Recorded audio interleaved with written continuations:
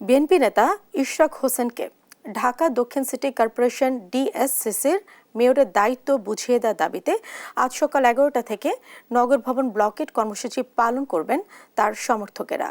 রোববার দুপুরে চতুর্থ দিনের মতো নগর ভবনের সামনে অবস্থান কর্মসূচি থেকে আজকের এই কর্মসূচি ঘোষণা দেন সাবেক সিনিয়র সচিব মোহাম্মদ মশিউর রহমান। বুধবার থেকে টানা 4 দিনের অবস্থান কর্মসূচি পালনের পাশাপাশি ইশরাকের সমর্থকরা নগর ভবনের ফটকে অবস্থানের পাশাপাশি ভেতরের বিভিন্ন ফটকে তালা ঝুলিয়ে দিয়েছেন। এতে সেখানে সব ধরনের কার্যক্রম বন্ধ আছে। স্থবির হয়ে পড়েছে নগর ভবনের কার্যক্রম। সেবা বঞ্চিত হচ্ছেন নগরবাসী।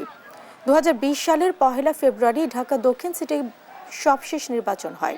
তাতে বিএনপির আন্তর্জাতিক বিষয়ক কমিটির সদস্য ইশরাক হোসেনকে 2.25 লাখ ভোটের ব্যবধানে হারিয়ে মেয়র হন আওয়ামী লীগের শেখ ফজলে নূর তাপস। ক্ষমতার পট পরিবর্তনের পর গেল 27 মার্চ ঢাকার নির্বাচনী ট্রাইব্যুনাল থেকে সেই ফল বাতিল করে ইশরাককে মেয়র ঘোষণা করেন। এরপর 27 এপ্রিল ইশরাককে ডিএসসিসি মেয়র ঘোষণা করে গ্যাজেট প্রকাশ করে ইসি।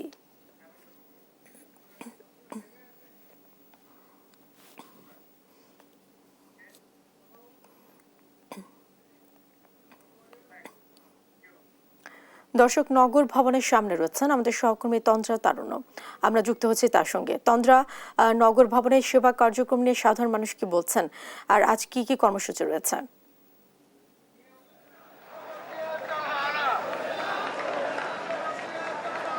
ঢাকা দক্ষিণ সিটি কর্পোরেশনের মেয়র হিসেবে আসলে যেন নির্বাচন করা হয় সেজন্য কিন্তু মেয়র ইশরাক হোসেনকে আসলে তারা অর্থাৎ ইশরাক হোসেনকে মেয়র হিসেবে দেখতে চায়। এই জন্য কিন্তু আজকেও তারা এখানে সমাবেশ করছেন। বিএনপির নেতাকর্মীরা যারা আছেন তাদের থেকে শুরু করে ইশরাকের আসলে সমর্থকে যারা রয়েছেন, সমর্থন যারা করছেন, তারা কিন্তু আজকেও এখানে নগর ভবনের সামনে আসলে তারা এখানে সমাবেশ করছেন এবং তারা ব্যারিকেড করে এখানে কিন্তু যদি বলি যে রাস্তা কিন্তু এখানে বন্ধ করে রেখেছেন এবং ঢাকা দক্ষিণ সিটি কর্পোরেশনের মেয়র হিসেবে তাকে দায়িত্ব যেন বুঝিয়ে দেওয়া হয় সেজন্য কিন্তু তারা এটিও বলেছেন যে আসলে তারা যদি দায়িত্ব না বুঝিয়ে দেওয়া হয় সেক্ষেত্রে লং মার্চ টু সচিবালয় কর্মসূচি তারা ঘোষণা যেটি করেছিল সেটি কিন্তু তারা বাস্তবায়ন আসলে করবে।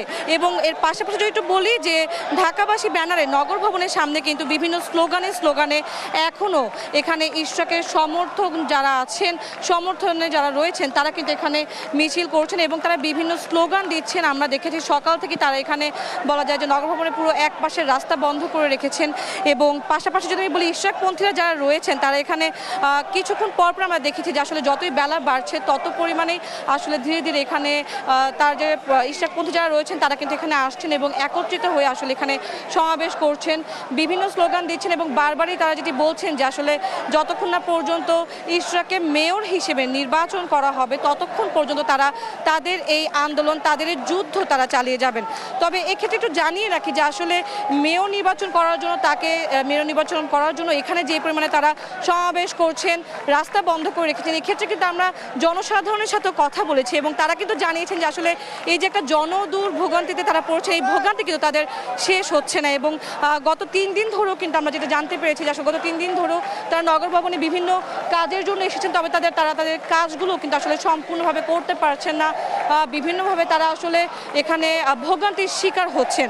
পাশাপাশি যদি একটু জানিয়ে রাখি যে ইশরাক হোসেন কিন্তু নিজেই কয়েকদিন আগে কিন্তু তিনি সংবাদ সম্মেলন করে আসলে জানিয়েছেন যে আসলে এই যে তাকে নির্বাচন করার জন্য, তাকে যেন মেয়র হিসেবে নির্বাচন করা হয় সেই জন্য যে এখানে আন্দোলন হচ্ছে, সমাবেশ হচ্ছে, তার সাথে কিন্তু তার কোনো সম্পৃক্ততা নেই বলেই ইশরাক হোসেন দাবি করেছেন।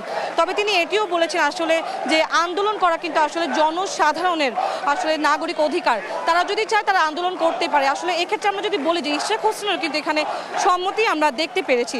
পাশাপাশি জনসাধারণও কিন্তু বলছে যে আসলে যদি আগের বছরের কথা বলে অর্থাৎ 2020 সালে যখন নির্বাচন করা হয়েছিল, মেয়র নির্বাচিত হয়েছিল, তার সমর্থকরা বলছেন যে আসলে তখন জালিয়াতির মাধ্যমে তাকে আসলে জেতানো হয়নি, যে কারণে তিনি মেয়র হননি এবং এবার তারা চাচ্ছেন যে কোনোভাবেই হোক মেয়র হিসেবে ইশরাককে তারা দেখেন সেটি কিন্তু তারা চাচ্ছেন এবং এই দাবি নিয়ে কিন্তু তারা এখনও এখানে সমাবেশ করে যাচ্ছেন, আন্দোলন করে যাচ্ছেন।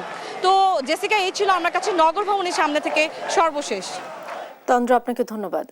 দর্শক, বিএনপি নেতা ইশরাক হোসেনকে ঢাকা দক্ষিণ সিটি কর্পোরেশনে মেয়রের দায়িত্ব বুঝিয়ে দেওয়ার দাবিতে আজ সকাল 11টা থেকে ব্লকেট কর্মসূচির ঘোষণা দিয়েছেন। সে বিষয়ে জানাচ্ছিলেন আমাদের সহকর্মী তন্দ্রা তারুণ্য।